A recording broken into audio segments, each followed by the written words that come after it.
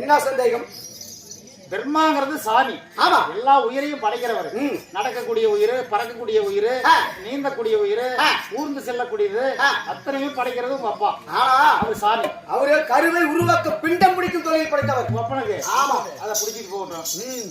அப்புறம் அம்மா வந்து எல்லாரும் கல்வி அறிவு போதிக்கக்கூடிய கலைமகள் அந்த அம்மாவும் சாமி. ஆமா, சாமிகளுக்கு பிள்ளையா பிறந்து நீங்க காது கட்டிக்கிட்டு கட்டுக்கட்டா நீர் வச்சுக்கிட்டு உத்தராசல போட்டு நாராயண ஒரு சுத்துறீங்க. நண்பா, கேட்டாயே ஒரு கேள்வி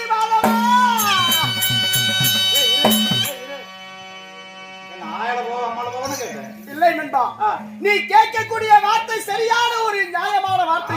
சாமிகளுக்கு பிள்ளையா பிறந்துட்டு நீங்க இந்த கோலத்துல இருக்கிறீங்க. ஒரு தெய்வத்துக்கு மகனாக பிறந்து இப்படி ஆண்டி கோலத்துடனே கழுத்திலே உத்தராச கட்டை, கையிலே வீடை வைத்துக் கொண்டு எந்த நேரம் நாராயணா நாராயணன் என்ற அந்த மாயவனுடைய பெயரை உச்சரித்துக் கொண்டிருக்கிறாயே, எதனால் இப்படி ஆனது? மாணவா, அந்த கதையை கேட்டால் உன்னுடைய நெஞ்சே வெடித்து விடுவடா, வெடித்து விடும்.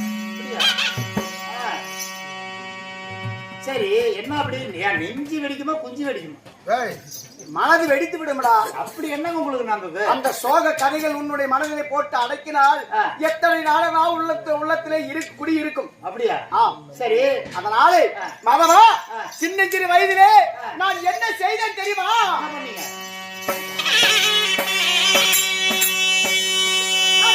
சிறு வயது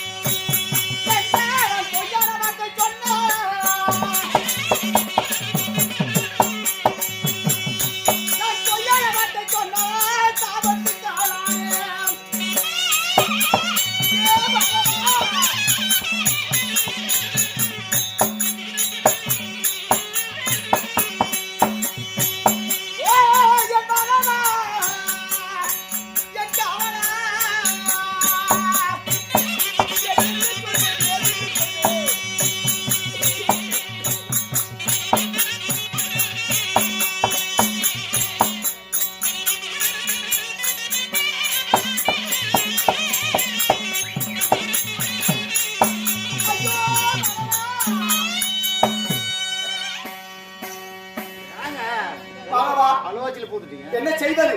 5 சிறு வயது அறியாத பருவம், கொஞ்சம் சிறு வயது குழந்தை பருவத்திலே பெற்ற தாய் தந்தை இடத்திலே ஒரு பொய்யான வார்த்தை சொன்னதனா இந்த பெருத்து சாபத்துக்கு ஆளாகிவிட்டு. அப்படியா? ஆமா. என்ன பொய் சொன்னீங்க?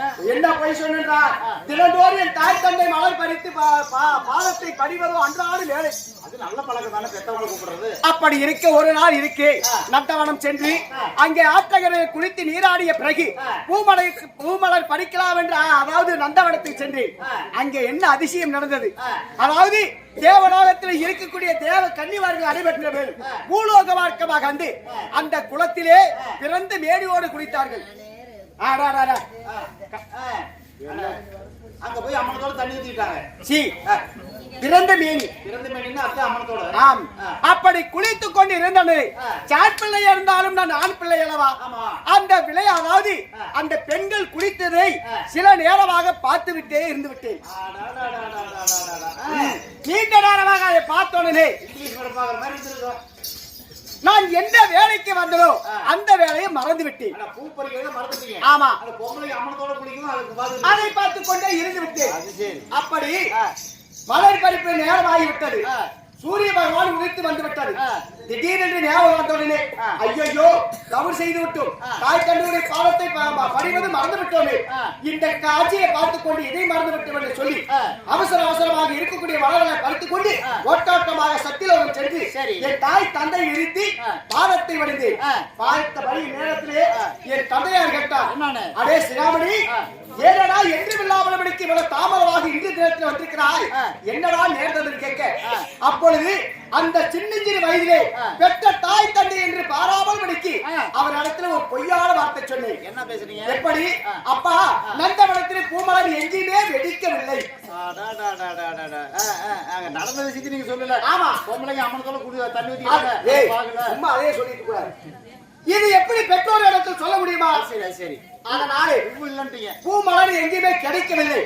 ஆமா, அப்படின்னு சொன்னே என் தந்தையாருக்கு 4 சிரகம், இந்த 4 திக்குக்கு 4 சிரம் இருக்கிறது. அவருக்கு ஞான கண்ணால் பார்த்தார், இவள் உண்மை சொல்கிறானா பொய் சொல்கிறானா என்று தன்னுடைய ஞான திருஷ்டியால் பார்த்த உடனே அங்கே நந்தவனத்தில் செய்தது இவருக்கு தெரிந்து விட்டது. பொம்பளைக்கு தண்ணி ஊத்தி பார்த்தது தெரிஞ்சு போச்சு. ஆமா, அப்படி தெரிந்த உடனே அடே சடானே, இந்த சின்ன வயதிலே பெற்ற தாய் தந்தையிட்டு வராமல் படிக்க எங்கள் இடத்துல ஒரு பொய்யா வார்த்தை சொல்லிவிட்டாயே, நீ இப்படியே வளர்ந்து வாலிபமானார், உன்னால் எத்தனை குடும்பமானது அறிவிடும், எத்தனை பொய் சொல்லி எத்தனை குடும்பத்தை கெடுக்க போகிறார், அப்படி இது விடிதா சாபம் என்றார். எப்படி எப்படி இதோ இப்பொழுது எங்கள் இடத்துல எப்படி ஒரு பொய்யான வார்த்தை நீ சொன்னாயோ அதை போல அன்றாடு ஒரு கழகத்தை பொய் செய்ய வேண்டும். சரி, பொய்யான வார்த்தை சொல்ல வேண்டும், ஒரு கழகத்தை ஏற்பட வேண்டும். அப்படி கழகம் செய்ய தவறிவிட்டால் உன்னுடைய வயிறானது பாடை போல் உப்பு, உன்னுடைய முதுகு மூட்டு சுமக்கு, உன் கால் பாலமான தூள் போல் வீங்கும், உன்னுடைய சிரம் 1000 சுக்கராக வெடித்து நீ சாதக்கல்லாயாக.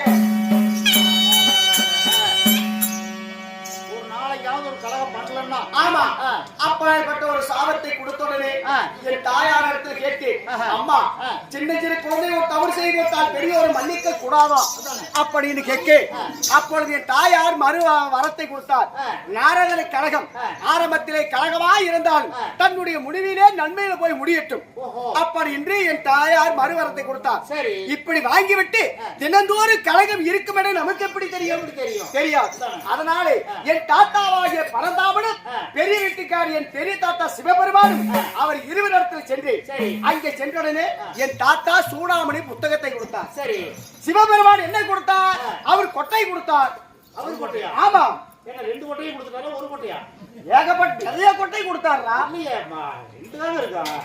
என்னடா புரியாமல் தவறா பேசுகிறார்? இதோ என் கழுத்தில் அணிந்திருக்கிற கொட்டை, இதில் எத்தனை கொட்டை இருக்கிறது? உத்தராச கொட்டைன்னு சொல்லுங்க. ஜபமாலை கொட்டைனா நீ வேற கொட்டைக்கு போய்யா? என் தாயார் அன்றாட ஜபத்தை ஜபம் செய்கிறாரே அந்த ஜப மாலையை கொடுத்தார். இதை நினைத்து அதாவது என்னை நினைத்தால் கழகம் இருக்க வேண்டும் தெரியும் என்று சொன்னார். அப்பொழுது அன்று நாள் முதல் இத்தனை காலமாக இந்த ஜபமாலையும் இந்த சூடாமணி புத்தகத்தை ஏடுகளை பொறுத்தது எழுத்துக்களை வாசிப்பது கழகம் இருக்க இடம் தெரிந்துவிட்டால் அங்கே களவு செய்வது என்னுடைய வேலையாகும். அப்படியா? ஓஹோ, அப்ப அந்த வேலைதான். ஆமா. இப்ப இன்னைக்கு எதுக்கு வந்தீங்க? ஏன் வாந்தி எடுக்கிறீங்க? என்னடா